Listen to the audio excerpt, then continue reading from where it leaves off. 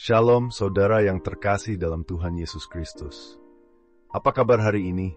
Semoga kita semua dalam keadaan yang baik dan penuh sukacita. Apapun yang sedang saudara alami saat ini, baik itu dalam sukacita atau penderitaan, percayalah bahwa Tuhan selalu menyertai kita.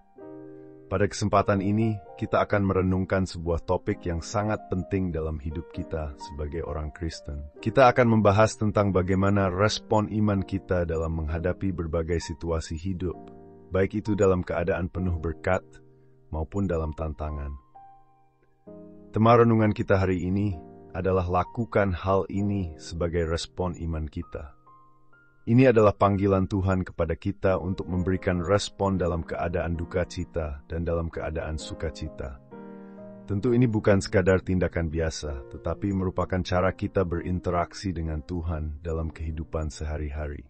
Mari kita persiapkan hati dan pikiran kita untuk merenungkan firman Tuhan yang akan menguatkan dan membimbing kita dalam perjalanan iman ini.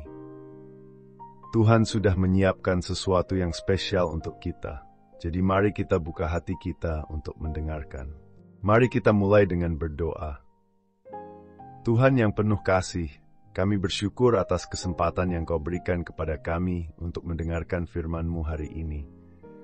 Terima kasih atas kasih dan pemeliharaanmu yang tidak pernah berkesudahan. Kami memohon agar Engkau membuka hati kami untuk menerima firman-Mu, sehingga kami bisa mengerti dan melakukannya dalam kehidupan sehari-hari. Bimbinglah kami untuk menghidupi iman kami dengan penuh kesungguhan, baik dalam penderitaan maupun dalam sukacita. Dalam nama Tuhan Yesus kami berdoa. Amin. Mari kita baca bersama-sama ayat yang tertulis dalam Injil Yakobus 5 ayatnya ke-13 yang berkata, "Kalau ada seorang di antara kamu yang menderita, baiklah ia berdoa. Kalau ada seorang yang bergembira, baiklah ia menyanyi." Ayat ini mengingatkan kita akan dua hal yang sangat penting sebagai respon iman kita sebagai orang percaya, yaitu berdoa dalam penderitaan dan bernyanyi dalam sukacita. Ini bukan sekadar saran, tetapi sebuah perintah yang penuh makna dari Tuhan. Kita sebagai orang percaya dipanggil untuk membawa segala hal baik yang sulit maupun yang menyenangkan ke hadapan Tuhan. Mari kita renungkan lebih dalam tentang apa yang diajarkan oleh ayat ini. Dalam kehidupan kita, kita pasti menghadapi dua hal yang berbeda, penderitaan dan sukacita. Saat kita berada dalam masa sulit, kita sering merasa tertekan, kecewa, dan bahkan putus asa. Dalam keadaan seperti itu, Tuhan mengajarkan kita untuk berdoa. Doa bukan hanya sekadar meminta pertolongan, tetapi juga membuka hati kita kepada Tuhan, mencari kedamaian dan kekuatannya. Ketika kita berdoa, kita mengakui bahwa kita tidak bisa menghadapinya sendiri, tetapi kita membutuhkan Tuhan untuk memberikan penghiburan dan penyelesaian. Sebaliknya, saat kita bergembira, saat kita merasakan berkat dan kasih Tuhan, Tuhan memanggil kita untuk menyanyi. Mengapa menyanyi? Karena menyanyi adalah bentuk ungkapan syukur kita. Itu adalah cara kita merayakan kasih Tuhan, yang telah memberikan segala yang terbaik dalam hidup kita.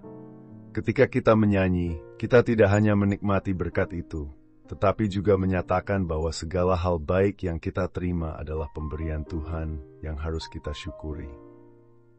Sebagai contoh, mungkin kita sedang menghadapi masalah keuangan yang membuat kita stres. Namun, saat kita berdoa, kita mulai merasakan damai dan ketenangan di hati. Tuhan tidak hanya memberikan solusi, tetapi Dia juga menguatkan kita agar tetap teguh.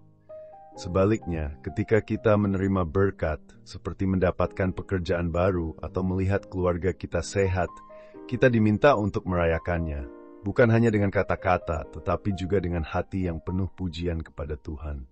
Melalui kedua hal ini, berdoa dalam penderitaan dan bernyanyi dalam sukacita, kita menunjukkan respons iman yang sejati. Kita mengakui bahwa Tuhan adalah pusat dari hidup kita, tidak peduli apapun yang kita alami. Penderitaan atau kebahagiaan tidak menjadi alasan untuk jauh dari Tuhan, tetapi justru menjadi alasan untuk lebih mendekat kepadanya. Bayangkan seorang ayah yang baru saja kehilangan pekerjaan. Setiap hari dia merasa cemas tentang bagaimana menghidupi keluarganya. dan rasa takut serta kekhawatiran terus mengganggu pikirannya. Pada suatu malam, setelah dia merasa lelah dengan perasaan khawatir yang terus-menerus, dia memutuskan untuk berdoa. Dalam doa, dia mencurahkan semua perasaannya kepada Tuhan, memohon agar Tuhan memberikan jalan keluar dan ketenangan dalam hati. Setelah berdoa, meskipun situasi tidak berubah secara langsung, ia merasakan kedamaian dalam hatinya. Dia merasa Tuhan menyertainya dalam setiap langkah, memberinya keberanian untuk tetap maju. Beberapa minggu kemudian, ia mendapatkan tawaran pekerjaan baru yang lebih baik, yang tidak hanya menyelesaikan masalah keuangan, tetapi juga memberinya lebih banyak waktu untuk berkumpul bersama keluarganya. Ketika dia menerima kabar baik tersebut, ia tidak hanya merasa lega, tetapi juga sangat bersyukur. Ia mulai menyanyikan pujian kepada Tuhan, memujinya atas kasih dan pemeliharaannya yang luar biasa. Dalam momen itu, dia menyadari bahwa doa di saat-saat penuh kecemasan telah memberikan kedamaian yang menuntunnya pada berkat yang lebih besar. Ilustrasi ini menggambarkan bagaimana kita, seperti ayah dalam cerita ini, seringkali mengalami kekhawatiran dan penderitaan. Namun dalam proses berdoa, kita menemukan kedamaian yang tidak tergantung pada keadaan fisik kita.